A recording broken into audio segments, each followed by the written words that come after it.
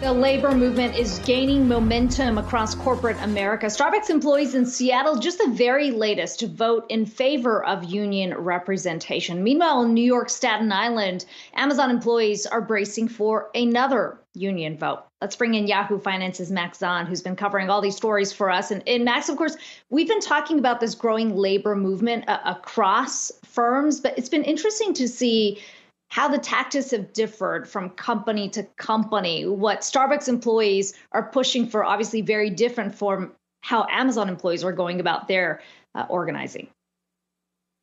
Absolutely. And the unifying theme here is a lack of fear of reprisal from employees. And there's a few reasons for that. But it's important for us to note that that fear of reprisal is understandable. You know, the vast majority of workers in this country are at-will employees, meaning their employer can fire them at short notice with little or no explanation for why. And federal labor law, does protect workers who are organizing from retaliation for specifically that organizing. But the enforcement of that law can fall short and often results in settlements or things that end up with workers losing their jobs still. And so why is that fear of reprisal not still around? Why are workers standing up now? And the first big reason, is what we've been talking about for months with this somewhat anomalous labor market, where we've had this downturn early in the pandemic and this sudden recovery. And we have employers that need workers. They're hiring at a high rate, but we have this lag of workers to fill those positions. In January, we had 11.3 million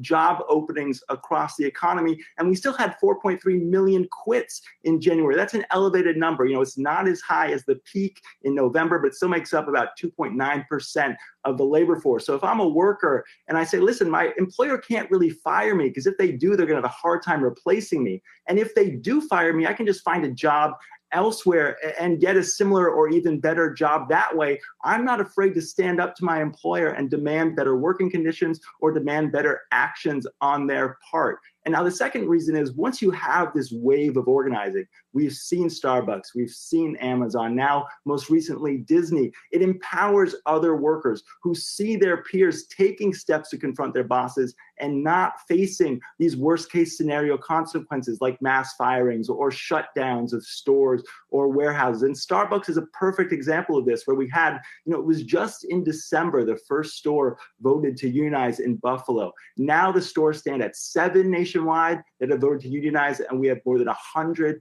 in over 25 states that have filed for union votes that we could see unionize down the road. And so as workers feel comfortable stepping up, they will likely see that grow with a further wave across the labor movement. Now, the question is, will this surge of organizing translate into substantive gains? And I think Disney is an interesting example where we had this walkout. These are largely non-union employees. They've created this kind of worker organization that's called on the company, for instance, to stop donating to lawmakers in the state that voted in support of this Don't Say Gay bill. But the question is, will that actually hold the company accountable? And in the case of Starbucks or Amazon, will these union drives, even if they win and get into bargaining of contracts, which can take years to set the contours of the workplace, that show that the professional lives of these people are really changing? And if we see that, then you could have sustained a movement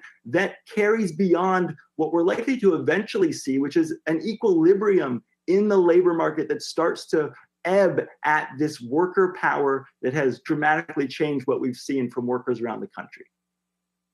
I mean, Max, this is just such a significant story that cannot be discounted, but it also raises questions about the, activity over at the National Labor Relations Board, the NLRB. Obviously, they're going to be very much in focus, as there's been some allegations that these large companies will do what they can to stamp down on the unionization efforts. We know that, for example, in Arizona, they've already been zoning in on efforts perhaps to stop one location from getting together with at least 2 employees trying to get the movement going. How important is that story going to be? Is there any indication from the Biden administration on how acutely the NLRB wants to pay attention to these trends?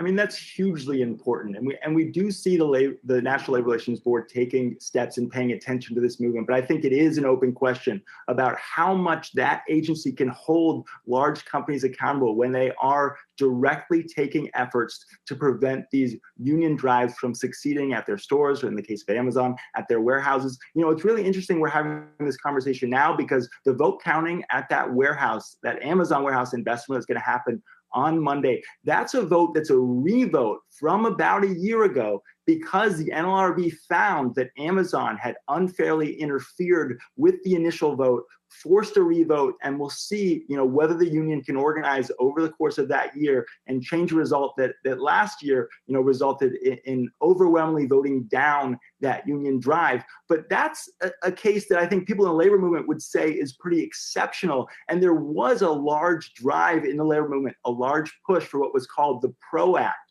a push among some Democrats in the House and Senate to make more robust the rules that empower the NLRB to enforce labor law and prevent big companies from pushing to stop these drives, in part by increasing the penalties on these companies that, you know, maybe they interfere, maybe there's a revote, maybe they pay a small fine, but it's not a major deterrent to prevent them from taking the steps that they see as worth it to prevent the kind of wave we're seeing of unionization to grow even further. So I think it is fair to be skeptical about the role the NLRB can play in stopping some of these companies from pushing back on unionization. That said, I think it's something that the Democrats and something that the Biden administration will be looking very closely at as this plays out in the coming weeks and months.